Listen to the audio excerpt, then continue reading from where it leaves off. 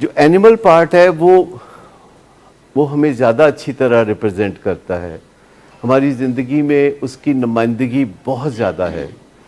اور جو human part ہے اس کی نمائندگی ہم بڑھا سکتے ہیں, اس کو ہم پریڈومیننٹ کر سکتے ہیں, لیکن ہم اس کی ضرورت نہیں سمجھتے کیونکہ ہم اپنے اینیمل پارٹ سے بھی زندگی گزار سکتے ہیں. آخر اینیمل زندگی گزار ہی لیتے ہیں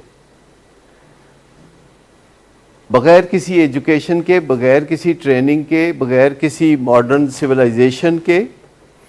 اینیمل زندگی گزار لیتے ہیں ایک پسماندہ, اور ان کا سروائیول آپ کو پتہ ہے خطرے میں ہوتا ہے. اکثر جانور دنیا سے ایکسٹنکٹ ہو رہے ہیں کیونکہ وہ گزارا نہیں کر پا رہے ماحولیاتی خرابیوں کی وجہ سے.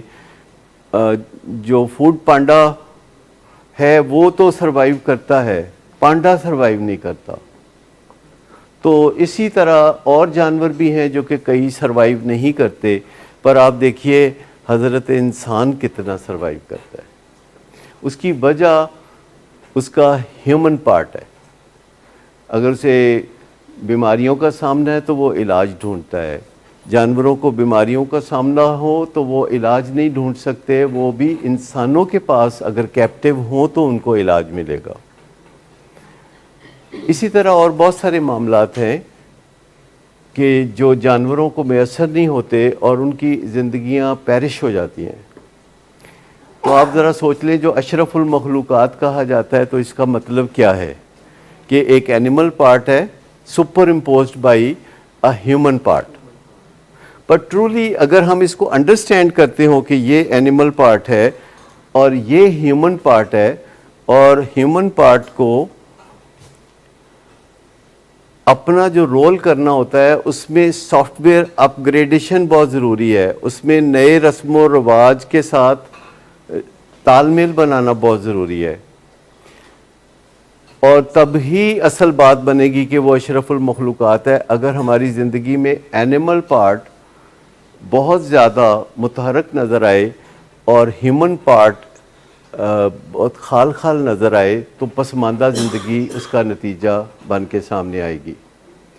تو جو ہم دشواریوں کی بات کر رہے ہیں کہ انمول طریقوں میں دشواریاں کیا ہیں, دشواریاں انمول طریقوں میں جتنی بھی ہیں وہ اینیمل پارٹ کی طرف سے ہیں, اور جو اس میں آسانیاں ہیں جتنی بھی وہ ہیومن پارٹ کی طرف سے ہیں. جب آپ کہتے ہیں کہ یہ میں نے دیکھا ایویڈنس کے ساتھ, جیسے انٹرونشن ڈیٹا پریزنٹ کرتے ہیں آپ, اور وہ اس وقت کیا جاتا ہے کہ جب آپ کے جذبات بکھرے ہوئے نہیں ہوتے اور آپ تحمل سے بات کر رہے ہوتے ہیں, out of love and affection کر رہے ہوتے ہیں, پیشنٹ نے کوئی تازہ پھڈا نہیں کیا ہوتا, وہ کافی دنوں سے ریکوری کے رستے پہ ہوتا ہے, تو پھر آ کے آپ بات کرتے ہیں کہ یہ ہم نے دیکھا تھا, یہ ہم نے محسوس کیا تھا, اور اس کی نظر ثانی کی اپیل ہے.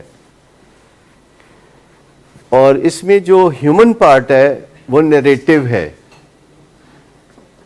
اور ذکر ہم کر رہے ہیں اینیمل پارٹ کا کہ مجھے غصہ ہے, مجھے غم ہے, میں رنجیدہ ہوں, میرا دل پھٹا جا رہا ہے, مجھے نفرت محسوس ہو رہی ہے, یا واٹ ایور.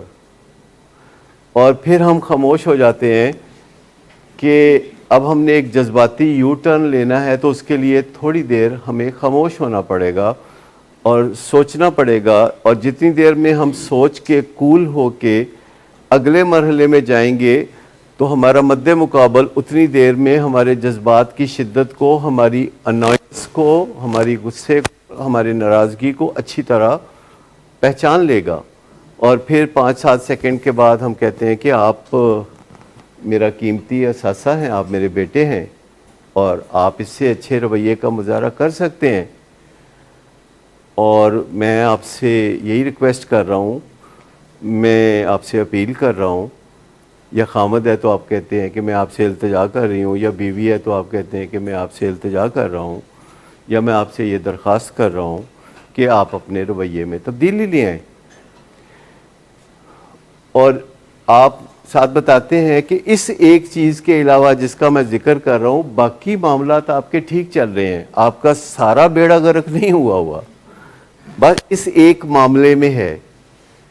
جیسے ہم اپنے پیشنٹ سے بات کرتے ہیں کہ دیکھیے آپ بہت ذہین ہیں, آپ بہت گڈ لکنگ ہیں, بس اس ایک معاملے میں, نشے کے معاملے میں آپ ایک کوتاہی کا معاملہ ہے, اس پہ نظر ثانی کر لیجئے, پلیز گیٹ ہیلپ.